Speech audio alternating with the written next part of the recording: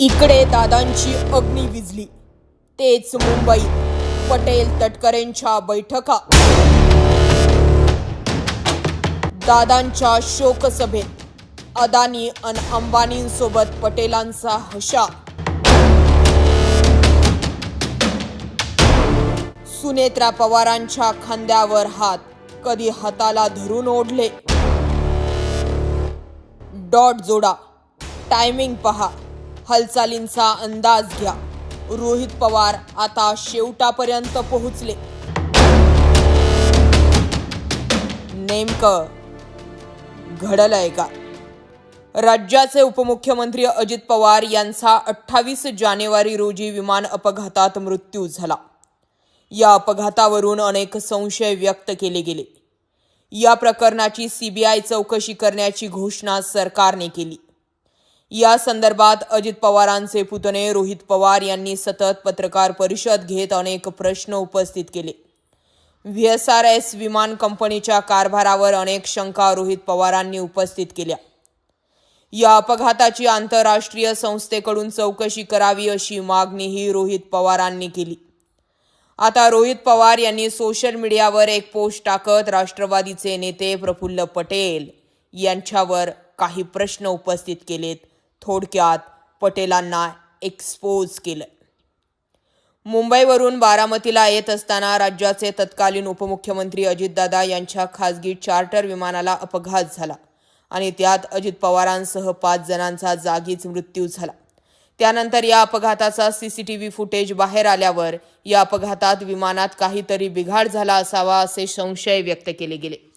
त्यानंतर अजितदादा यांचे पुतणे रोहित पवार यांनी पत्रकार परिषदेत अनेक जाहीर सवाल करत VRSS विमान कंपनीच्या कारभारावर ताशेरे ओढले.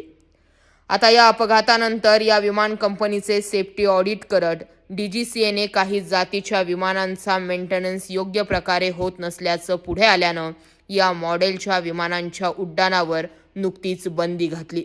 यावरती मिस्टर प्रफुल्ल पटेलजी, माजी केंद्रीय नागरी उड्डाण मंत्री, आपणास विनंती आहे की अजितदादांच्या अपघाताला घातपाताला कारणीभूत असलेल्या VSR कंपनीच्या मालकाचा मुलगा रोहित सिंग याच्या राजस्थानमध्ये पार पडलेल्या लग्नात आपण गेला होतात का? गेला असालच तर त्या लग्नात इतर कोण नेते होते आणि कुठल्या, असं रोहित पवारांनी ट्विट केलंय. अजित पवार यांच्या मृत्यूनंतर 3 दिवसातच त्यांच्या पत्नी सुनेत्रा पवार यांनी उपमुख्यमंत्रीपदाची शपथ घेतली. त्यानंतर पक्षाच्या बैठकीत त्यांना राष्ट्रवादीच्या अध्यक्ष म्हणून निवडण्यात आलं. अनेक प्रश्न तयार केले गेले. अजित पवारांना विमानानं जाण्याची वेळ पटेल आणि तटकरे यांनीच आणली असं रोहित पवारांनी सांगितलं. अजित पवारांच्या आयोजित शोकसभेमध्ये जिथे सगळे स्तब्ध आहेत, अजित पवारांच्या आठवणींना उजाळा देत आहेत, तिथे मात्र प्रफुल्ल पटेल अदानी आणि मुकेश अंबानींसोबत हशा पिकवताना दिसतात. काहीतरी बढाई मारलीये असे पटेलांचे हावभाव.